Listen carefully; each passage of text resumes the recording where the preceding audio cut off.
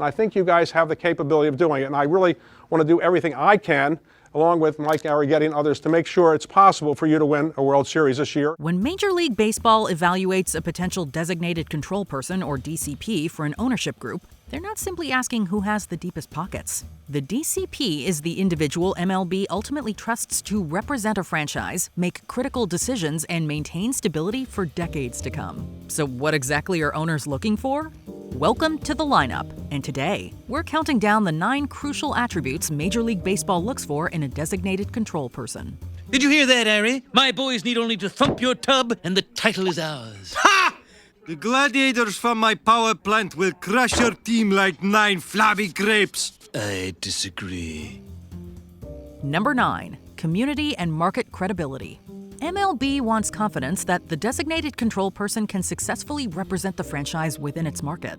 That means building relationships with government officials, earning the trust of business leaders, connecting with fans and local stakeholders, and helping secure support for stadium and infrastructure projects. We got him on the bus, and I got into the squad car that led the bus. And the streets were filled with baseball fans, and they shouted and waved and screamed and welcomed the people with lots of signs. And they, at this point, realized that something was up.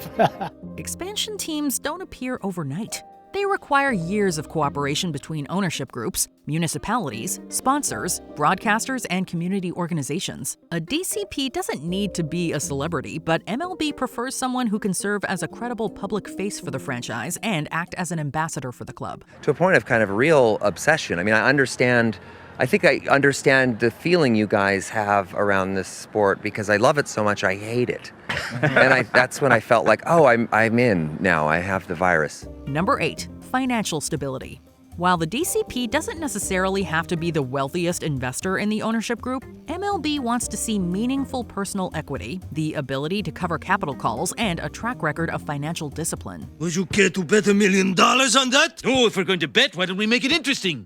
What, $1 million isn't interesting to you? Oh, did you say $1 million? I'm sorry, my mind was elsewhere. I thought you would start with a small amount, then we would bait each other, but you know how it goes. Yes, certainly, $1 million will be fine. The league wants assurance that the person in charge cannot be pushed around by other investors and has the financial standing necessary to maintain stability during both good times and bad. Number 7, ability to recruit elite executives. A strong designated control person often demonstrates credibility through the people they attract. If you can recruit respected baseball executives, experienced business operators, and strong stadium development professionals, that's a signal to MLB that you're capable of building a first-class organization. The final hurdle has been cleared.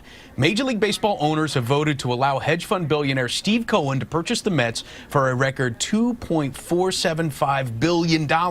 The league often views executive recruitment as a reflection of leadership quality. But I think our team has a good morale. We've got a good manager, good general manager, good facilities. We're fixing up Camden Yards, which is one of the most famous stadiums, and we're going to fix it and make it even better. Number 6, strategic vision. The strongest ownership candidates show a deep understanding of the modern baseball landscape. That includes media economics, stadium district development, fan engagement strategies, analytics, and international growth opportunities. They see in you what they want to see in themselves. Somebody that's going to have happiness, somebody that's going to do something great for the city, somebody that's going to give them happiness. And I think all of you should feel privileged to be able to do this because it's not easy to be a Major League Baseball player. Obviously, most people who try to be a Major League Baseball player don't get there. Owners want leaders who view a franchise as a long-term platform rather than simply a sports team. Number 5, reputation and integrity.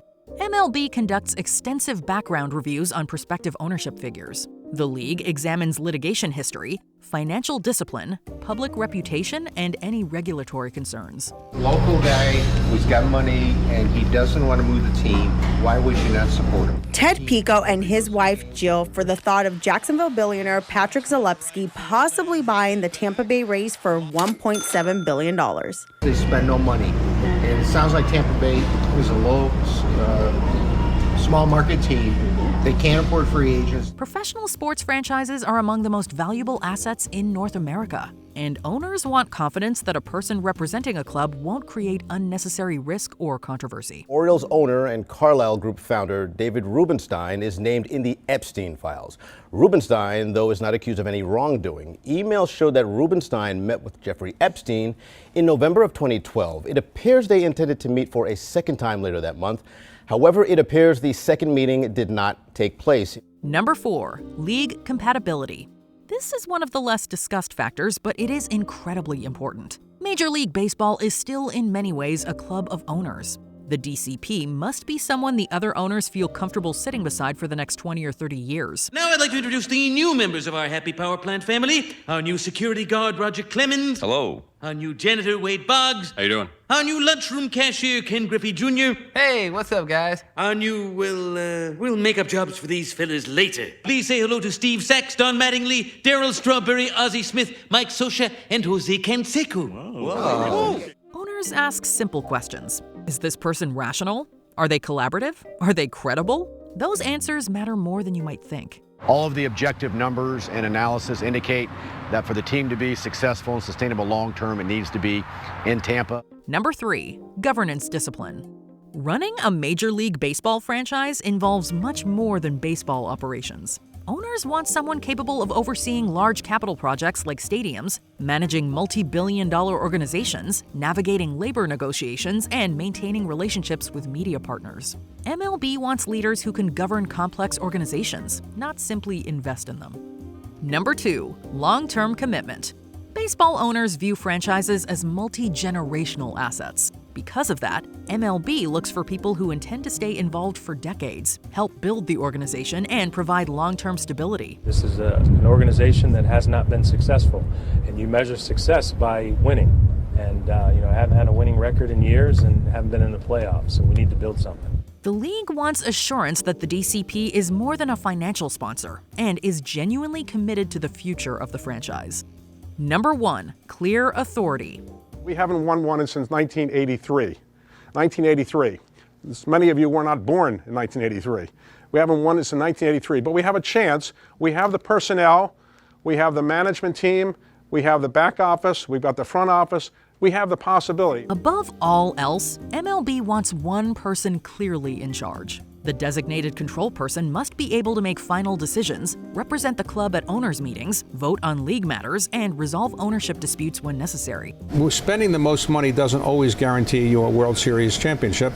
And in fact, many times people with smaller payrolls have won the World Series. So the league generally dislikes structures where multiple investors share control equally because those arrangements can create uncertainty and conflict.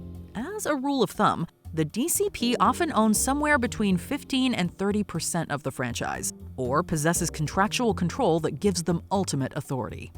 Which factor do you think is most important? Let us know in the comments.